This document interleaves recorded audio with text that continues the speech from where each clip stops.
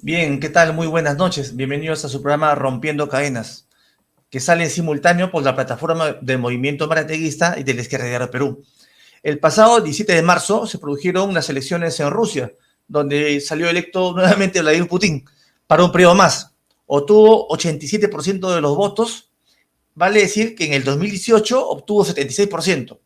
También cabe indicar que Putin viene en el poder ya desde marzo del 2000. Para hablar del tema, hoy contamos con un amigo, un invitado muy especial. Él es Federico Fuentes, quien es miembro del colectivo editorial de Greenleaf de Australia. Es editor de la revista Link International, revista de la Revolución Socialista. ¿Cómo estás, Federico? Un fuerte abrazo en Australia. Muy bien, Ricardo. Bueno, muchas gracias por la oportunidad y bueno, un fuerte abrazo también para ti y todos los compañeros, compañeras ahí en Perú. Sí, sí, muy agradecido por esta entrevista que nos viene dando y que nos va a permitir un poco tener algunos luces y puentes y entender para ir de lleno, ¿no? ¿Cómo se explica que el triunfo muy abrumador de Putin, que ha sobrepasado, como se indica ahí, 87% de la votación? Bueno, yo creo que la respuesta a esa pregunta es que lo que vimos este fin de semana pasado en Rusia se puede decir que es una elección en nombre solo. En realidad lo que hemos visto es algo que ya el resultado estaba definido muchos antes de las elecciones, en donde todos ya sabían no solo quién iba a ganar, pero hasta por cuántos votos iba a ganar y el régimen en Rusia aseguró que será así.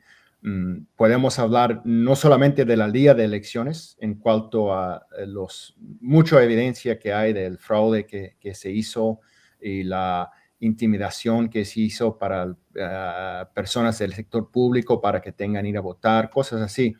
Pero lo vemos muy claramente en cómo el gobierno ha reaccionado frente a la postulación de candidatos, particularmente candidatos que están opuestos a la guerra en Ucrania. Porque antes de la postulación para las elecciones, ya vimos que uno de los candidatos progresistas que tenía, digamos, posición más claramente en contra de la guerra, no fue, el régimen dijo que no podía postularse como candidato. Lo que sí hubo fue un Perdón, candidato. ¿de quién estamos hablando? De una mujer, del nombre del cual me escapa, lo voy a buscar en un segundo, pero el otro nombre, que digamos que quizás es un poco más interesante, que se llama Boris Nadezhdin. Claro. Ahora, él es interesante porque él era, digamos, un político muy cuestionado. Es viejo, digamos, aliado del régimen de Yeltsin, con alguien que tenía una aprobación muy bajo dentro de la población. Lo único que tenía, de hecho, fue que criticaba la guerra en Ucrania. Entonces, las autoridades pensaron que podían dejar que este Boris se podía postular como candidato, pensando que, bueno, ahí se podía ampliar el espectro un poco, dar un cierto legitimidad a las elecciones. Ahora, lo que ocurrió es que cuando empieza a hacer la recolección de firmas para postularse como candidato, hubo una gran reacción popular. Había colas y colas por todas partes de Rusia para personas yendo para firmar para que él pueda ser candidato. Y como digo, no creo que esto fue como una respuesta masiva de apoyo a él como persona, pero simplemente que muchos vieron en una sociedad donde es básicamente prohibido protestar una oportunidad para expresarse en contra de la guerra. Ya una vez que el régimen vio eso, al final decidieron que él tampoco podía ser candidato en estas elecciones. Entonces lo que terminamos es con elecciones con Putin y tres candidatos que todos eran pro-Putin y todos eran títeres de Putin. Entonces, ese tipo de escenario que explica el resultado, con cual, como dije al principio, todas las personas ya sabían cómo iba a terminar esa Era elección. una elección muy amañada, ¿no? Acá en Perú, con un Fujimori, que también hemos tenido elecciones amañadas, donde ya se sabía, como tú has mencionado, quién iba a ser el ganador, la oposición había sido reducida, no había o algo similar a lo que viene pasando en Venezuela, ¿no? Donde ya la oposición, sea de derecha o sea de izquierda, no tiene posibilidad. Y el Maduro está compitiendo solo. O lo que viene pasando ahí en Nicaragua, ¿no? Con Ortega. Exacto, exacto. Y creo que en el caso de Rusia se debe agregar una cosa, digamos, que tiene que ver no solamente con esta elección, pero con todas las elecciones en Rusia. Y es que en el mente del Kremlin, en el mente el régimen de Putin, ve con mucho temor a todas las elecciones, porque para ellos, ellos asocian las elecciones con lo que están muy conocido a nivel internacional como las revoluciones de colores que han ocurrido en otros países digamos, del viejo bloque soviético. Entonces, en un régimen a donde su instrumento principal ha sido la despolitización de la sociedad, para Putin y su régimen, las elecciones siempre son un punto de mucha tensión, porque las elecciones por sí mismos son politizantes. Y más cuando él ve con temor la posibilidad de revoluciones de colores como han ocurrido en otros países que Putin asocia con protestas anti-Rusia. Entonces, en esa situación, las elecciones tienen que ser controladas para el régimen, no hay otra opción. Ahora, Federico, te comento, pues, durante el día domingo que fueron las elecciones y el día lunes, dentro del sector, acá en esta parte, en Perú y América Latina, y creo que en gran parte del mundo, el sector que se reivindica de izquierda, progresista, ve en Putin como una especie de un personaje de izquierda y que es la contraoposición a los Estados Unidos, ¿no? Entonces, ven y dicen, ¿no? Saludan al... Es más, Maduro saludó al compañero Putin. Acá en Perú hay muchos personajes de la izquierda que vienen de la socialdemocracia, del estalinismo, que ven en Putin una persona de izquierda, pragmático de izquierda, ¿no? Entonces, ¿cómo se ve? ¿Es Putin un tipo de izquierda? ¿Cómo se podríamos definir a Putin? ¿O es un gobierno conservador? ¿Qué es Putin? Y bueno, exactamente, mira, es muy extraño ver sectores de izquierda, ver a Putin como alguien de la izquierda. Y hay varias razones por esto. Yo creo que al fin lo que pasa ahí es que estamos enfrentados con una izquierda que mezcla la idea de ser de izquierda y ser anti-occidente. Entonces, Putin sí es anti-occidente, pero de ninguna manera eso lo hace anti-imperialista, ni mucho menos de izquierda. Y uno solamente tiene que hablar con cualquier persona de izquierda en Rusia para saber eso. Y eso muchas veces es el gran problema, que mucha de esta izquierda que prefiere ver al mundo como dos campos, el campo del imperialismo estadounidense contra el resto del mundo, donde cualquier otro país o cualquier otro dirigente que se muestra en contra del imperialismo estadounidense es inherentemente progresista, de izquierda, antiimperialista. En muchos casos no se preocupan para hablar con la izquierda. O peor, muchas veces tiran a la izquierda rusa a la basura una vez que critican a Putin. Y uno de los más claros ejemplos de eso es hoy en día tenemos encarcelado en Rusia, quizás digamos el dirigente de izquierda más conocido dentro y fuera de Rusia, que es Boris Kagarlitsky. Y Boris Kagarlitsky es, digamos, una persona que ha sido cuestionado por algunos sectores de la izquierda, porque para dar un ejemplo, y quizás vamos a hablar un poco más de esto después, pero Boris Kagarlitsky fue alguien que en 2014 apoyó la intervención de Rusia en Ucrania, que digamos que fue el principio de la guerra contra Ucrania. Ahora, en los últimos años, estuvo en contra de la invasión a gran escala que empezó en 2022. Pero por mucho de ese tiempo, de 2014, él apoyaba lo que estaba pasando en el Donbass, que fue una posición que mucha de esta izquierda de cual tú O sea, hablas ha que sido apoyaba. pro Putin. Pro-Putin, en el último.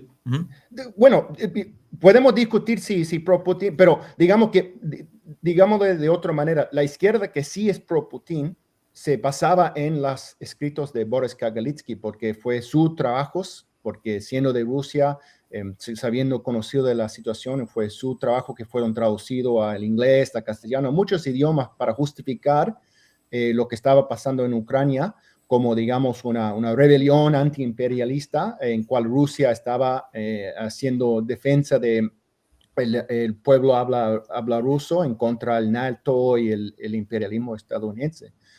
Ahora, por el hecho que Kagarlitsky se ha puesto en contra de esta invasión que empezó en 2022, Kagarlitsky ahora está en preso y con una sentencia de 5 años. Y esa misma izquierda que antes elevaron a Kagarlitsky como la persona que representaba la izquierda en Rusia, hoy en día está silencio. Hay un silencio completo de esos sectores, porque ellos prefieren defender a Putin que defender la izquierda. Entonces, eso es la realidad. Y yo agregaría otra cosa, que no es simplemente que Putin no es de izquierda. Putin hoy en día es una figura clave en la conformación de la derecha extrema a nivel internacional. Putin es mucho más amigo de Netanyahu, de Trump, de Orbán, de esas figuras de la extrema derecha. Orbán es primer ministro en Hungría, ¿correcto? Un tipo de extrema derecha. Perdón, Sí, para que los que nos están siguiendo, sí. Exacto, Víctor Orbán. Entonces, tú ves en Europa que las relaciones, los sectores más pro-Putin, no son de izquierda, son de la extrema derecha, porque ellos sí sienten una identificación con las políticas de Putin, que regresando a lo que estaba diciendo al principio, la ideología de pro-Putin en gran parte es anti-occidente, no anti-imperialista. Entonces, lo que está en contra es lo que él ve como ideas del occidente, que son los derechos de los gays y lesbianos, que son el feminismo, que son los inmigrantes. Exacto, los inmigrantes, lo que él dice, bueno, los musulmanes, lo que dice son las ideas satánicos. Entonces también el mismo discurso que tiene Trump, por ejemplo, Trump, ¿no? Los inmigrantes, los homosexuales, lo mismo. Claro. Exactamente, claro. Exactamente. Eso es la base de su apoyo dentro de Rusia. Así que decir que sea de izquierda de cualquier manera tiene ningún base en la realidad. Ahora, no obstante, hay, como te comento, ¿no? Los sectores que consideran que Putin es de izquierda acá en Perú y en esta parte del continente son sectores que han abandonado pues la idea de la revolución, ¿no? Como te decía, sectores de la socialdemocracia, del estalinismo, que han abandonado la idea de la revolución y que consideran de que no hay necesidad de llegar al socialismo ni tomar el poder, simplemente es que llegar y controlar el Estado nos permite tener una sociedad mejor. Entonces, por eso ven modelos como China, Rusia. Entonces, eso es, ¿no? Y creo que esta entrevista contigo nos va a permitir un poco desempolvar un poco qué representa Putin, ¿no? Ahora, ¿y cuál es el papel del Partido Comunista? Entonces, es un partido muy sumiso, ¿no? En Rusia, ¿no? Es un partido, por lo que tal vez se puede desprender, ¿no? ¿Qué papel juega ahí? Bueno, mira, lo primero para entender el Partido Comunista hoy en día es entender que no estamos hablando del antiguo Partido Comunista, ni del partido de Lenin, ni Stalin, ni de Yeltsin, porque de hecho ese partido fue disuelto bajo Yeltsin. Es en 1993 que como parte de formando una nueva régimen de partidos políticos oficiales o semioficiales, oficialistas, ahí se crea un nuevo partido comunista que es el que existe hoy en día. Y la verdad es para decir que, digamos, desde su fundación en 93, durante su fundación tuvo digamos, fue la fuerza más grande de la izquierda, digamos, izquierda más amplia, ¿sí? Después podemos debatir de su política, cosas así, pero yo creo que sí se puede incluir dentro del campo de la izquierda en esos tiempos. Pero lo que encontró es por su acomodación al régimen, su base social se iba en declive. Lo que fue interesante, algo que fue interesante fue que notando este declive en 2018, el Partido Comunista como que empieza un pequeño giro a la izquierda. Sabe que ya no le sirve más siendo simplemente un vocero de Putin, que tenía que proponer algo un poco diferente. Y en esas elecciones se basa en un programa enfocado en problemas sociales, así que no algo radical, pero algo que por lo menos empieza a en un punto a pegar en los problemas que muchas personas tenían, como los problemas más sentido. Y sale muy bien en esas elecciones, sale segundo, obviamente pierde por muchos votos, cosas así, eso ya se sabía, pero su resultado es una interesante votación, si mal no recuerdo, más o menos como 12%, y ahí podemos ver que en esta última elección lo más alto que un candidato recibió fue 4.3%. Ahí está, 4.3, sí. Exacto, entonces, y también en ese mismo año, en 2018, hay grandes protestas porque Putin hace un ataque a las pensiones, a la jubilación. Y entonces, esos dos factores empieza, digamos, un giro a la izquierda que tiene su auge en las elecciones de 2021, porque una nueva generación de jóvenes empiezan a integrarse al Partido Comunista, y el Partido Comunista, como parte de este proceso, abra su puerta, sus listas para elecciones para estos nuevos jóvenes, juntos con sectores que no son formalmente miembros del Partido Comunista, pero que quieren postularse como socialistas, como radicales en las elecciones. Y otra vez logra muy buenos resultados. Candidatos del Partido Comunista y candidatos apoyados por el Partido Comunista ganan elecciones en Moscú, en otras regiones a donde no estaba esperado. Ahora, todo este giro a la izquierda termina con la guerra en Ucrania. Ahí, cuando empieza la guerra, digamos, el primer partido, creo que hasta antes que el partido de Putin, para salir a apoyar la guerra, fue el Partido Comunista. Y junto con eso, empieza toda una campaña de expulsaciones de cualquier miembro que va en contra de esa posición de apoyar completamente la guerra en Ucrania. Entonces, muchos de estos jóvenes, incluyendo algunos de los cuales fueron electos, básicamente enfrentan un proceso de ser expulsado del partido, terminando siendo que hoy en día tenemos un partido que otra vez pierde su base social, ha demostrado que es solamente útil para el régimen, no es un vehículo para oposición de verdad de izquierda, y que básicamente su ideología hoy en día es una mezcla de nostalgia para el viejo Unión Soviético, junto con algunas de estas ideas de lo que yo hablaba, de esta idea de ver la izquierda como siendo antioccidental, que quiere decir anti los derechos de las mujeres, de los gays, lesbianos, muy religioso, una ideología muy cristiana. Entonces, en eso no difieren mucho de Putin en algunos en su ideología. Digamos, quizás la más grande diferencia se da en cómo ellos ven la Unión Soviética comparado con cómo Putin ve la Unión Soviética, aunque los dos tienen nostalgia de esa época, pero por diferentes razones.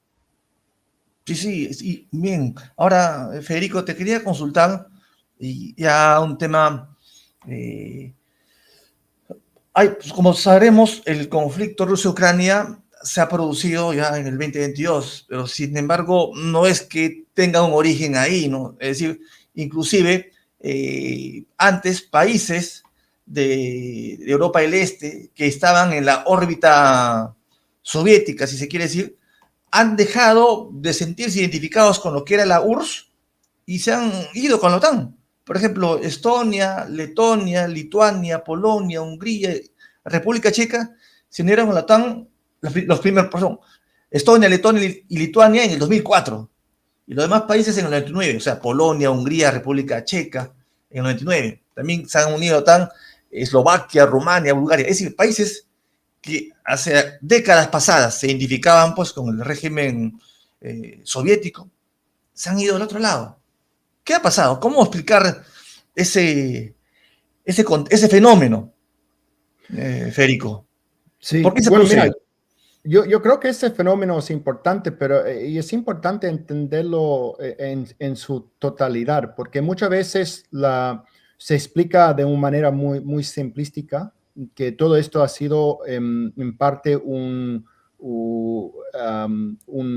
manera de la OTAN a achicar a Rusia y empezar a agredir a Rusia. Pero eso es parte de la historia, pero no es la historia completa, porque no debemos olvidar que no solamente estos países que tú mencionaste han ingresado a la OTAN, pero Rusia también bajo Putin quería ingresar a OTAN. Y de hecho, hubo un consejo OTAN-Rusia que empezó esas discusiones. Al final no se logró, pero no ha sido una relación de agresión permanente. De hecho, ha sido una relación de idas y vueltas, a donde ha habido altas tensiones y ha habido grande colaboración. Digamos, un punto alto de la colaboración fue en la guerra en Afganistán, a donde Rusia abrió sus bases militares para que OTAN pueda usarlo en su invasión a Afganistán. Entonces, esa relación es más complicada también con esos países que entran a la OTAN. En esa época, Rusia, y Putin incluido, cuando fue preguntado de qué pensaba de que esos países podían integrar a OTAN o no, decía que, bueno, eso era una decisión soberana de cada cual país y que cada cual país tenía que decidir. Por eso yo creo que la relación entre Rusia y OTAN en parte explica lo de la guerra en Ucrania, pero no lo explica en total. Y sin saber esa historia, uno se confunde la realidad de esta guerra, porque la guerra tiene que ver con OTAN, pero tiene que ver con la idea de que Ucrania, como un país soberano, decide integrarse o quiere integrarse a OTAN. Y para Rusia eso es la línea roja.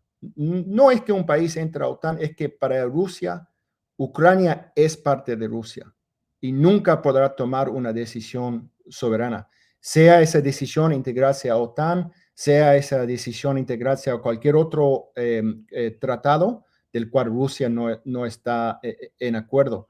Después, bueno, podemos entrar en los detalles de por qué cada cual país entra a OTAN. Y en parte de eso tiene que ver con la historia de Rusia.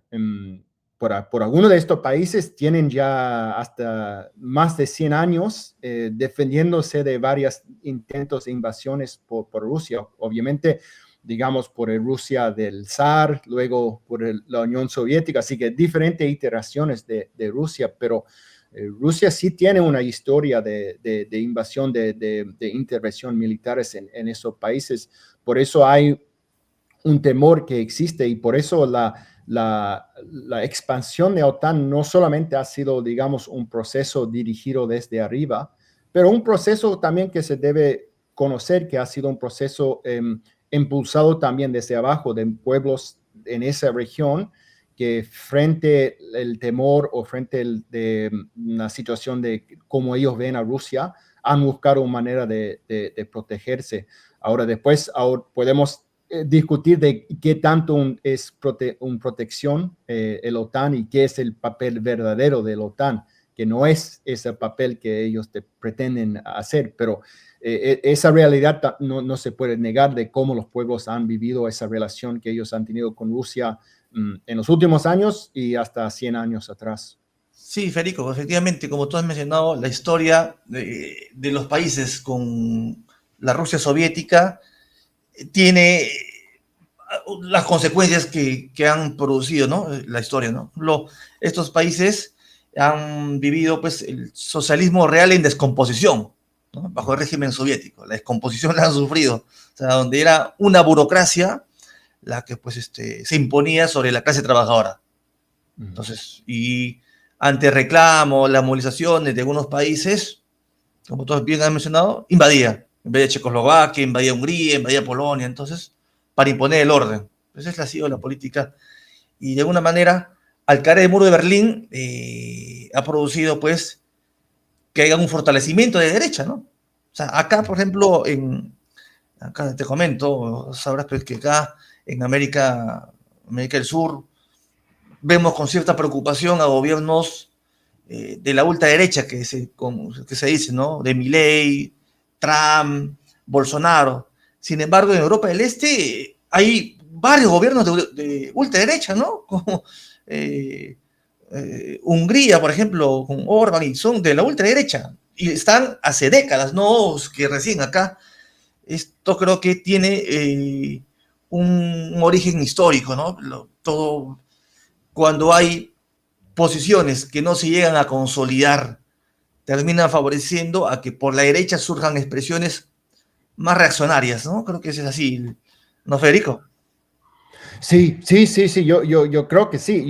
Y además, y bueno, y eso, regresando a lo que hablamos antes, porque ahí otra vez mencionas a Urbán, y esa es esa contradicción que es la expresión de derecha que surge en esa parte del mundo, pero que aunque siendo parte de la OTAN y de la ultraderecha, es Claro. el gobierno que más tiene relación con Putin dentro de la OTAN. Entonces, es esa mezcla, es esa historia que sin conocer de verdad toda esa historia, es muy fácil ver el mundo como OTAN contra Rusia. Y eso es parte de la historia, eso no se puede negar. Y de hecho, digamos que podamos decir que es el elemento principal o clave para entender, pero limitándose a solamente eso, termina en esa izquierda confundido que dice, bueno, si es OTAN contra Rusia, entonces tenemos que ser con Putin y obviamente Putin es de izquierda. Mientras que en realidad vemos que lo que es necesario es esa solidaridad desde abajo con las fuerzas que de verdad que de izquierda que están enfrentados contra OTAN y contra Putin al mismo tiempo. Entonces, podremos decir, estimado Federico, que Rusia es un país imperialista o aspira a ser un país imperialista. ¿Qué papel juega dentro de la geopolítica en Europa del Este, Rusia? ¿Y cuál es su dinámica, ¿no? Con respecto a China, a Corea, ¿no?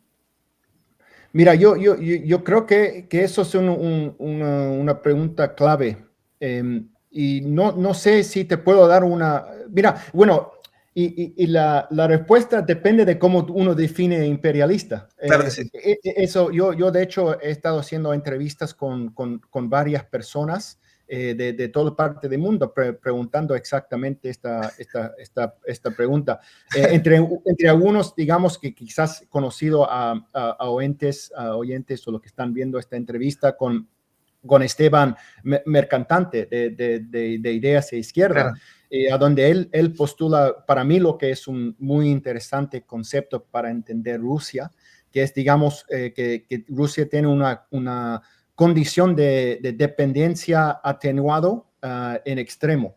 Lo que quiere decir, yo, si mal no si lo he interpretado bien, es que aunque hoy en día Rusia, digamos, su economía sigue siendo una economía dependiendo de lo que llamamos en general el norte global o el centro, si vamos a hacer esa decisión centro-periferia, sigue siendo, teniendo una relación de dependencia. Es claro que no actúa como un país dependiente, que hay una atenuación de esa dependencia que hace que Rusia pueda intervenir como un papel, un actor autónomo a nivel de la política global. Otros como Claudio Katz lo llaman imperio en gestación, así que dicen que, bueno, quizás todavía no podemos decir que es imperialista, pero va en ese camino y dice que la guerra en Ucrania va a determinar a dónde termina. Y otros dicen que no, es claramente imperialista. Yo lo que sí diría es que de ninguna manera podemos ver a Rusia hoy en día como un país del periferio. Claro. Eso sí, Rusia no es Perú, no es Haití, ni siquiera es Brasil. También podemos hablar de Brasil, pero ni siquiera es Brasil. Rusia es en otra categoría. Y yo creo que es importante aquí reflejar lo que Lenin tenía que decir sobre Rusia en su tiempo, que obviamente no es la Rusia de su día hoy. Pero aún Rusia en tiempo de Lenin, siendo un país subdesarrollado, siendo un país bajo el zar, siendo lejos de siendo uno de los, digamos, poderes económicos a nivel mundial en ese tiempo, Lenin al mismo tiempo podía ver que Rusia cumplía en función de un país imperialista. Y lo que él en ese tiempo criticaba a la izquierda, que veía al imperialismo solo como una cosa política, digamos un reflejo de política exterior, él entendía que tenía que ver con la economía. Hoy en día, digamos que quizás el problema es el inverso, que mucha de la izquierda piensa que simplemente por viendo algunos números, algunas figuras como el PBI per capital de Rusia, uno con eso puede definir el estatus de Rusia, y ignoran el tema de no solamente el monopolio a nivel de la economía, pero monopolio a nivel de poder político y poder militar. Y cuando estamos hablando del país con el segundo más grande armamentos de bombas atómicas, Claro que sí. cuando estamos hablando de un país que tiene intervenciones no solamente en sus países cercanos, pero en Siria, en países en África, cuando estamos hablando de un país que tiene poder de veto en las Naciones Unidas, y ya cuando juntas todas esas cosas, ves que, como dije, no, lo que sí es claro que Rusia hoy en día no es parte de la periferia. Después podemos debatir exactamente si es imperialista o no, pero yo creo que esa parte de izquierda de cual hemos hablado un poco, que ve Putin de progresista, intenta de caracterizar Rusia como de la periferia, y Claro. siempre ignorando esas intervenciones militares y políticas, el papel que Rusia juega a nivel global. Pero yo creo que eso es clave para poder leer el mundo hoy en día, porque al fin para redondear lo que estaba diciendo, a fin de día, lo que es importante no es tanto una caracterización, no es que tenemos que ir por todo 200 y pico países y decir imperialista, no imperialista, imperialista, no imperialista. No es algo para un examen, es algo para definir cómo intervenir a nivel político. Claro, Y ¿con yo qué creo que política hoy en día, vamos? exacto, ¿qué política es necesario para el mundo en el cual vivimos hoy? Porque eso fue la razón por qué Lenin escribió el imperialismo, su libro sobre imperialismo. No fue digamos, un ejercicio académico, fue en medio al principio de la Guerra Mundial, para explicar por qué la Guerra Mundial y qué posición debería tomar la izquierda frente a esa Guerra Mundial. Y hoy en día estamos dentro de esa misma situación. Estamos yendo más y más a una confrontación entre poderes, y qué posición debería tomar la izquierda.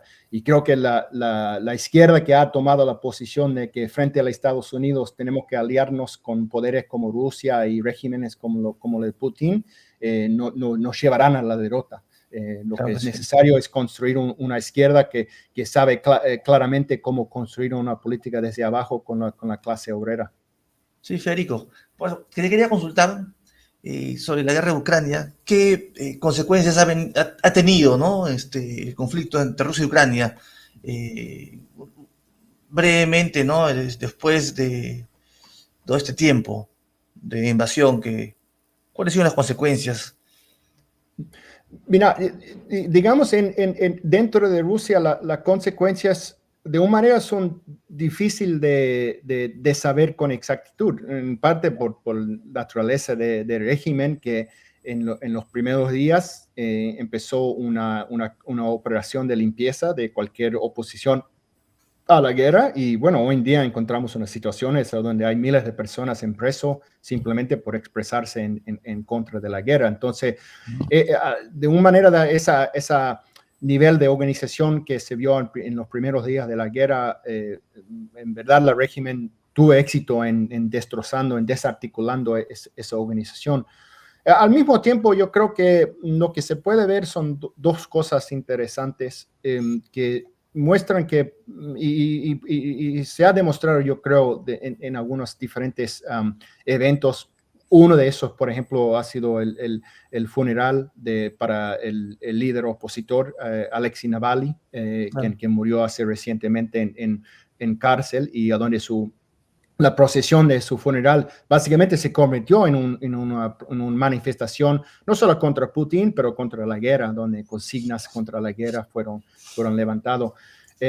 Vemos dos cosas, que hay una cierta politización que está ocurriendo dentro de la sociedad rusa, en gran parte liderado por sectores de mujeres, sea esposas o madres de los jóvenes que han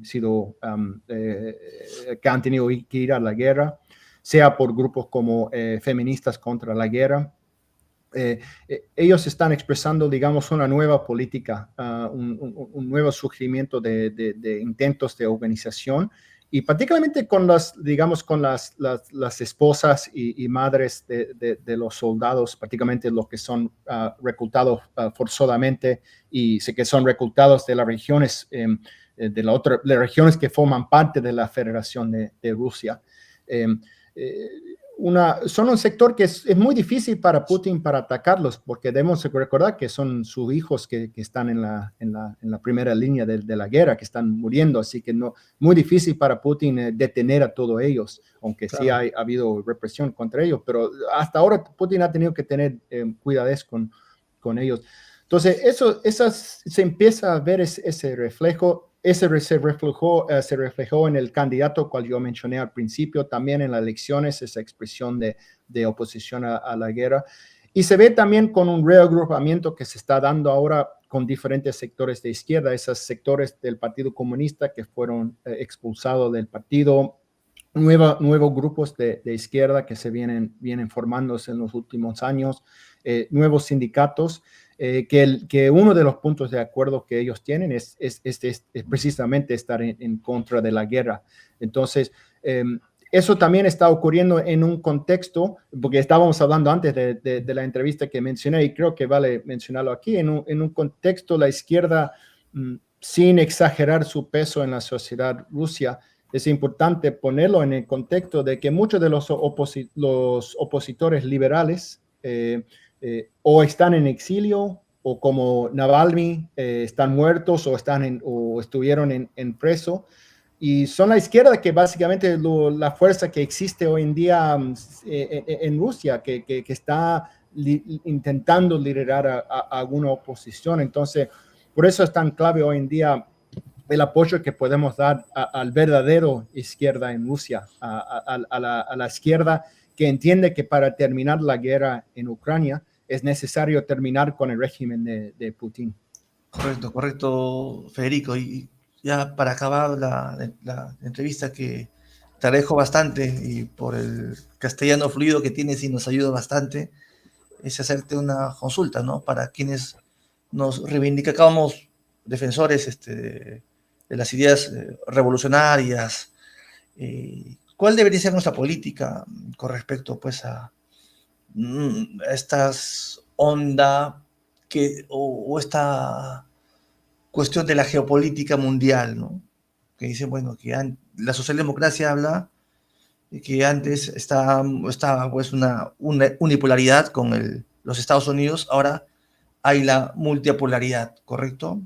Y debemos de alguna manera estar esperanzados en que regímenes como lo de Putin en China y otros más salgan fortalecidos, porque eso va a perjudicar al imperialismo. ¿Cuál es nuestra política? Porque hay, dentro de la vanguardia todavía hay una confusión. Te consulto eso, Federico.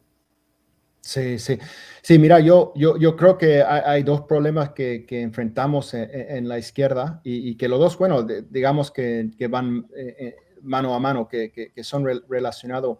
Uno que tiene que ver con lo que tú estabas hablando, algunas preguntas anteriores.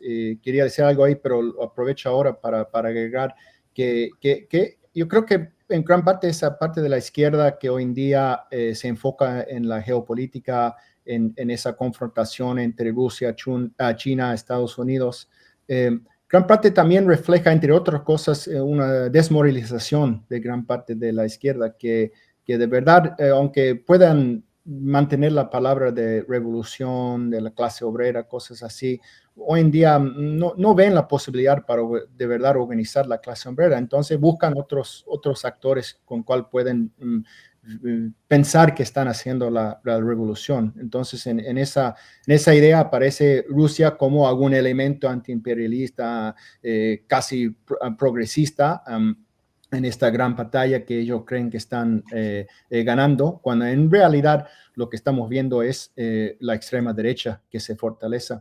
Y la otra cosa que digo que está relacionado es esta idea que ha surgido, que de verdad es muy difícil de entender, que de alguna manera un mundo multipolar es mejor que un mundo unipolar, que de alguna manera nosotros estamos para una versión de imperialismo contra otra versión del imperialismo, perdiendo toda la historia de que, bueno, sabemos que hubo un mundo multipolar antes de la guerra mundial, la Primera Guerra Mundial, y eso Claro. terminó en guerra mundial, no terminó. Entonces, y frente a esa situación, Lenin no se dedicó a tomar posición de un campo imperialista o el otro, pero a hacer la revolución en Rusia. Entonces, lo que tenemos que hacer es reconstruir una izquierda que para de ver toda la política desde arriba, que solamente ve política como gobiernos, presidentes, como geopolítica, como votaciones en la ONU, como quién está en apoyo o quién está en contra de la guerra de Rusia, y reconstruir una política desde abajo. Así como Lenin hizo, y tenemos que recordar que antes de la Primera Guerra Mundial, gran parte de la izquierda también tomó partida en esa guerra, apoyó sus propios gobiernos, en algunos casos apoyó otros campos imperialistas. Muchos no recuerdan esa parte, solamente se habla de lo que, digamos, lo que traicionaron apoyando a su gobierno, pero también hubo esa parte de la izquierda que traicionó porque decidió apoyar el otro campo por una u otra razón, en vez de tener una política independiente.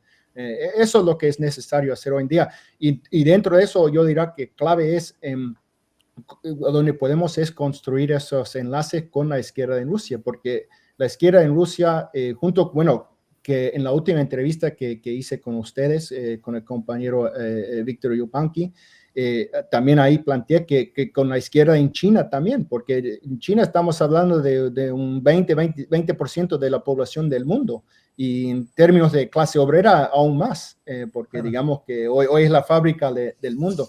Entonces tenemos que hacer esos puentes con la izquierda en China, en Rusia, y no hay ninguna manera de poder hacer eso defendiendo a regímenes como los que tenemos en China, como el régimen de Putin en Rusia. Eso cierra la puerta a cualquier intento de colaboración o internacionalismo. Entonces, buscamos la manera, y aprovecho porque está ahí puedo ver en el video el tema de Boris Kagarlitsky. Menciono otra vez porque yo creo que hoy en día Boris Kagarlitsky es una figura clave en la izquierda, y no es casualidad que hoy en día el régimen de Putin lo ha puesto en cárcel por 5 años, porque él está jugando un papel importante en esa reagrupación de la izquierda en Rusia. Entonces, hay una campaña internacional. Sabemos que su última apelación en los cortes, en el Corte Supremo, va a ser a principios de mayo. No tenemos fecha exacta, pero va a ser por ahí en principios de mayo. Y estamos buscando de manera de presionar, de hacer campaña para su liberación, porque su liberación será una gran victoria, no solo para la izquierda en Rusia, pero para la izquierda en global. Y yo creo que su encarcelamiento también será una fuerte derrota para la izquierda. Entonces, en eso estamos junto en otras campañas para apoyar a la izquierda revolucionaria en Rusia. Sí, Federico, hay que estar atentos a lo que se viene suscitando con Boris Kagarlitsky, que en los siguientes meses va a estar ahí su apelación. Te agradezco bastante, Federico, por esta charla que ha sido muy buena y nos va a ayudar un poco a entender qué está pasando y a comprometernos más sobre la situación internacional, entender de que la revolución, quienes aspiramos a una revolución, tenemos que tener claro, pues, de que una revolución no puede estar enmarcada solamente en los límites nacionales, ¿no? Tiene que tener un carácter internacional, como lo decía Lenin, inclusive Marx y Engels, ¿no?, en la Primera Internacional, ¿no? Tus palabras finales, Federico, para todos quienes nos siguen. No, bueno, agradeciendo la oportunidad, la interés, yo creo que es muy importante esta discusión. Bueno, yo, aunque hoy en día vivo en Australia, por varios años vivía en Venezuela, y yo sé que, digamos que es muy común, particularmente en Latinoamérica, no tener mucho conocimiento de lo que ocurre en Rusia. Y de hecho, mucho del conocimiento que la izquierda tiene viene por medios muchas veces alineado con el Estado ruso, Russia Claro. Today, cosas así. Y pocas veces es cuestionado dentro del campo de izquierda. Entonces, poder tener esta discusión que claramente es una discusión antiimperialista, anti Estados Unidos, anti-OTAN, pero al mismo tiempo en pro de la verdadera izquierda en Rusia y pueden aprender y entender un poco mejor esa región. Es tan importante el trabajo que ustedes hacen. Sí, sí. Te agradezco bastante, Federico, acá del Izquierda Diario, Movimiento Marateguista, porque esto nos va a permitir, ¿no? Seguir discutiendo. Yo te quisiera comprometer para más adelante tocar otros temas, ¿no? De la coyuntura política internacional, de cómo está Oceanía. Bien, nuevamente un agradecimiento, Federico, y a todos los compañeros allá en Australia. Y bueno, un fuerte abrazo, compañero. Estamos en contacto. Muchas gracias. Igualmente, igualmente, fuerte abrazo. Muchas gracias.